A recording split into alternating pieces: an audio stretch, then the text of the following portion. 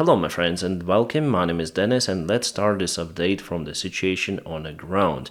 From one more failed Russian attack in Krasnogorivka. Krasnogorivka is located in this area, so let's zoom in. This town Russia tries to occupy for a very long time after they took Marinka under control. And as you can see, they've took control over the half of the settlement. Mainly Russians are using those two roads to send their forces for the fight in Krasnogorivka. They keep some of the forces in the city, but not a lot. The armored vehicles like BMPs and tanks are based behind the front lines. Russia cannot operate those in Krasnogorivka itself.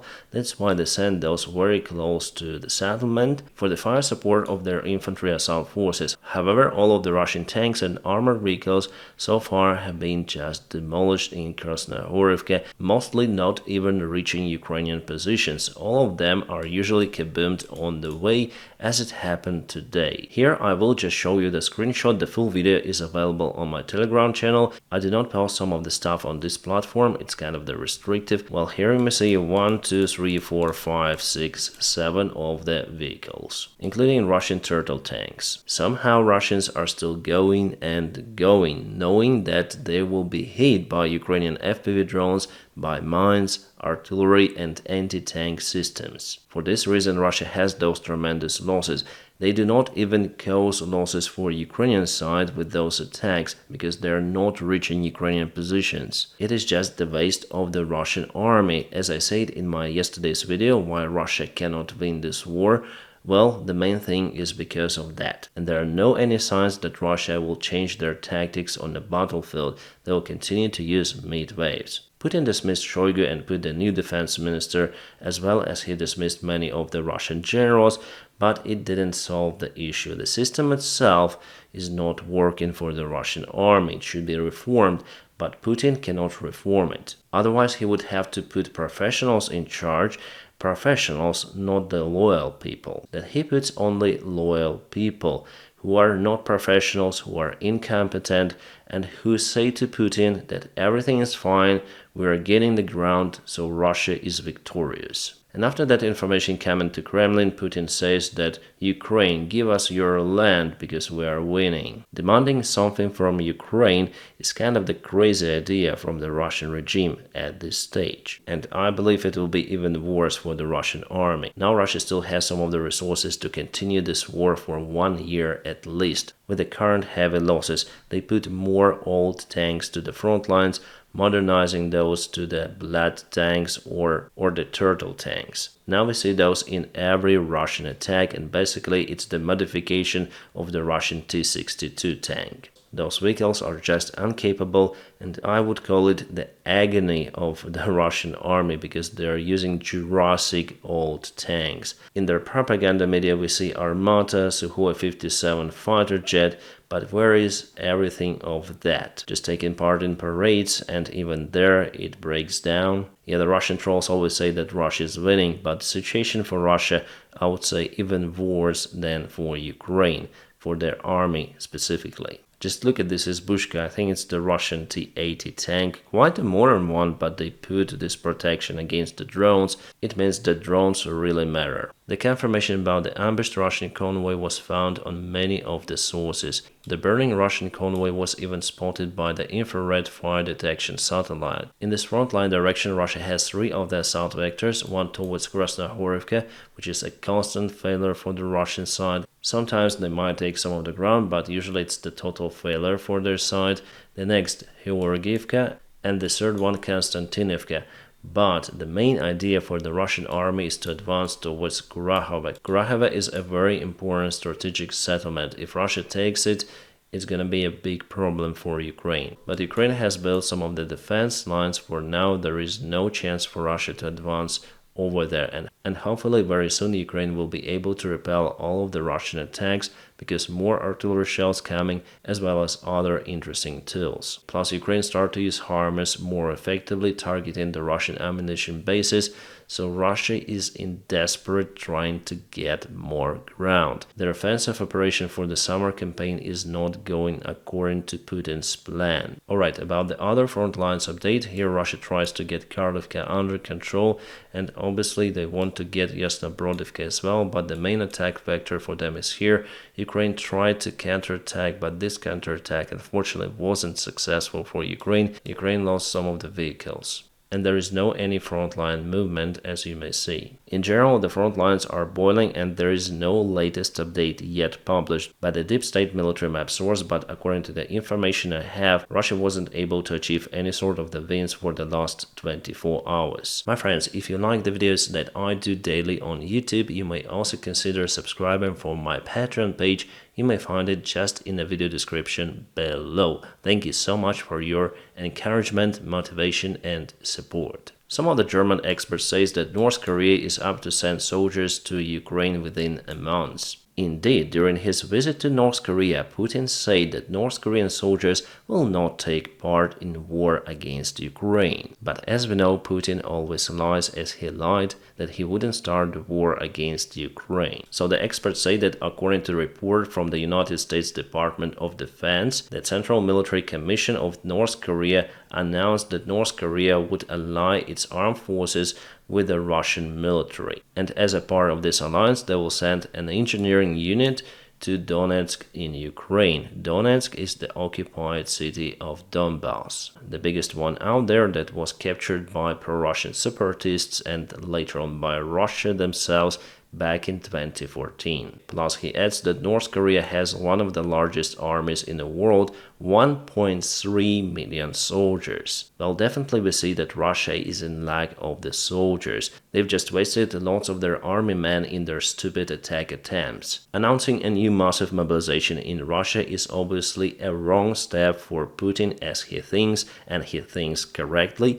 It's the damage for his personal reputation and for his rating. For this reason, maybe as the solution, the North Korean soldiers might take part in this war. In general, dictators do not care about their people, so obviously Kim Jong-un might explain their brainwashed soldiers that they need to go and die in Ukraine. By doing so, they will help North Korea a lot. As exchange, Kim might receive some of the food and some of the energy resources, plus some of the military technology for his army from Russia. Yeah, obviously Kim will not send 1.3 million soldiers to Ukraine, but around 50,000, why not? They'll call them engineers, but those will be just soldiers. So those news are not good for Ukraine, but now we have the information that America, yes, the United States of America, might send their instructors to Ukraine too. At least they are thinking about this scenario, probably after this step. So we see how the situation escalates even to the other countries like North Korea, or the countries which might help Ukraine with their instructors in this case, like for example France, some of the Baltic countries, and now probably the United States. Well, we'll see how this develops in the coming months. Kind of the unusual statement from the German Chancellor Olaf Scholz. He said that those people who believe that if Ukraine gives up its territory to Russia for the peace exchange are watching too much Russian propaganda on the Russian TV. So even Scholz understands the reality. Russia needs not the Ukrainian territory. They don't really need Crimea. They don't really need Donbass, Donetsk, Luhansk, or just a small town of Krasnogorivka where the army was just demolished today. No, they need all of the Ukraine. In the best case scenario, it's better for them to put the puppet government in Ukraine and not to waste their army, because they need the army to advance further, to threaten the world, NATO countries, Baltic countries, Poland. And in the best case scenario for Russia, Ukraine with its army should join the Russian one to fight against the common NATO enemy together. For this reason, it's very important to support Ukraine. Otherwise, Russian dreams at some day might come true. Well, I don't believe that it might happen, but nevertheless, allies should support Ukraine with everything they have. The interesting thing that Olaf Scholz understands everything, but Donald Trump, no. Well, maybe he also understands it, but he doesn't give a fuck about the future of Ukraine or some of the European countries. Yeah, I know that the quality of the video is kind of poor, but there is military coup in Bolivia. Military went against political government capturing the president's building. I believe that at some point the similar stuff might happen in Russia. It nearly happened 1 year ago, and we are waiting for the new military force to appear, which will be popular among the Russian society and have enough resources to capture the Kremlin, for example. And Putin is really afraid of this scenario. He understands that it nearly happened already with Prigozhin and Wagner army. For this reason, he cancelled many of the Russian generals, dismissing them or even putting to the prison. Probably the only high commander who keeps his post is General Gerasimov. Well, maybe not for a long time, because after all, his command plays in favor of Ukraine. It is Gerasimov's idea to use mid waves. And now Russia has problems with their military, with army men basically. Ukraine also has that problem, by the way, but Ukraine is not using mid-waves tactics, and the modern-day Western-made weaponry requires less people to operate. Well, not the tanks. I know it that Russian tank requires 3 people, usually the Western tanks require 4 because there is a loader, but the other vehicles and logistics, communication, it's all better for Ukraine. Also drones, especially FPV drones. A small group of couple of the FPV drone operators sometimes replace artillery system. Because Putin is now cancelling many of the Russian generals, the quality of the command of the Russian army drops, because the Russian generals feel tightened in their actions. They're afraid to take the step aside, but there are some of the movements within the Russian army. The Russian soldiers themselves are mainly against the Russian general command. Obviously because of the stupid Russian mid-wave tactics, and it's just a matter of time that new Prigozhin appears in the Russian army or in some sort of the parallel military organization, and they might start the military coup, the real one. Russia again intensified tensions over the Zaporizhia nuclear power plant. They claim that Ukrainian artillery strike destroyed the radiation control station near Zaporizhia nuclear power plant. The Ukrainian media sources shared this information relying on the Russian statements, which definitely happened today, this afternoon. I think because the Russian peace plan or capitulation plan is not valid for anybody conscious, Russia might try to escalate even more, and they'll use Zaporizhia nuclear power plant as a point of escalation. They want everyone to say, Ukraine, please make peace with Russia, otherwise something will go wrong with Zaporizhia nuclear power plant. So Russia keeps this facility as the hostage. Alright, Russia confirms that Ukraine was able to mine the Bay of Sevastopol using the Magura drone boats. Before, Russia blocked the entry to Sevastopol using some sort of the floating device and even dolphins. Yes, Russia has military dolphins. Poor animals. Well, Ukraine decided to do the similar stuff to block the Russian Navy fleet in the Sevastopol Bay. There were numerous of the mines placed just on the water, and several of the Russian ships, 4 of them, were damaged by those mines. Before, this information was shared by the Western and Ukrainian sources, but now Russia confirms that. Kind of the smart move from Ukrainian side, isn't it? As you know, a couple of days ago, Zelensky dismissed Yuri Sodol, one of the main Ukrainian generals, who was the commander of one of the largest army groups in Ukraine, and actually it was his duty to prepare Kharkiv region for the possible Russian offense. And I think that after all he failed his duty, because there were simply no proper defense lines built right at the border with Russia. So during the first week of the Russian new offensive from the northern side, Russia was able to capture lots of the settlements, and they still keep those under control. Yes, Ukraine now tries to counterattack, but it wouldn't be necessary if everything had been prepared properly. And also the general, because of his incompetent command, wasted lots of the lives of Ukrainian soldiers, our volunteers, our military, Azov regiment, Marines, they all say the same thing. Yuri Sodol was a very bad choice for that position, but Zelensky somehow put him in command, after he dismissed Zaluzhny and his friend Noyev from that position. For now, Yuri Sodol just moved to other position, but he remains to be the Ukrainian general. Well, actually, he should be prosecuted, and now volunteer community together with military are working on that. There are many Ukrainian soldiers and Marines who would like to go to court and witness against that butcher. They say that this general didn't take care about the lives of the soldiers, sending them without any backup from artillery or sometimes into positions which are impossible to hold. I think that maybe in this case the general was working for Russia, we shouldn't exclude this scenario as well. There are some of the reds in Ukrainian military army command, I'm sure about it, otherwise Russia wouldn't be so successful targeting, for example, Ukrainian Patriot systems located far behind the front line, so obviously they knew the position of those systems, sorry, not the systems, but the launchers, yeah. Certainly. As well as it happened, for example, with HIMARS, which also was targeted by the Russian ballistic Iskander missile. 2 months ago, there was 1 week that Russia was really successful using their surveillance drones, targeting exact points of Ukrainian very rare vehicles or systems. 100% Russia knew the location of those. Probably generals involved sent that information to the Russian side.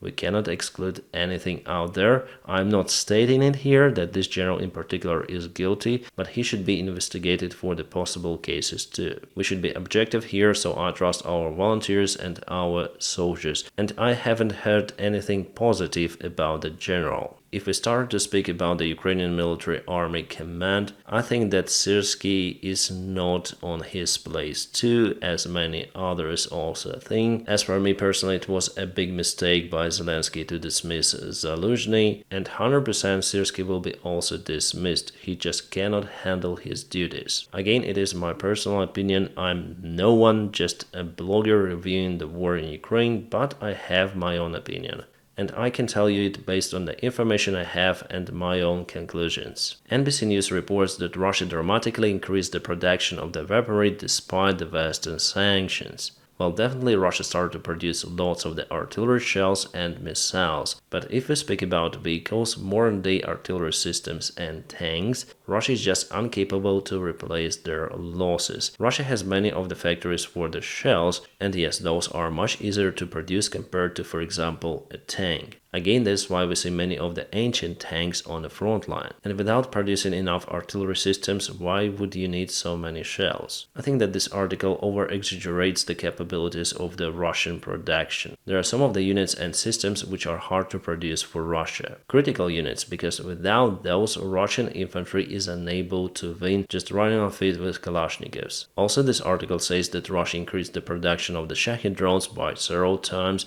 but the Shahed drones are the most useless drones in the Russian military. If you check out the recent statistics, Ukraine just shuts all of them down, then Russia launches them to target Ukrainian infrastructure. But what Russia needs the most, they cannot replace or produce massively. An interesting move from Slovakia, they say that they will increase the production of artillery shells to support them to Ukraine according to the Czech initiative. Honestly, I didn't expect that, because after all, Fico is in charge in Slovakia. He is a prime minister who has more power compared to president. But anyways, yeah, the deal has been confirmed for Ukraine. Also, as president said, Slovakia will agree on NATO initiatives to support Ukraine.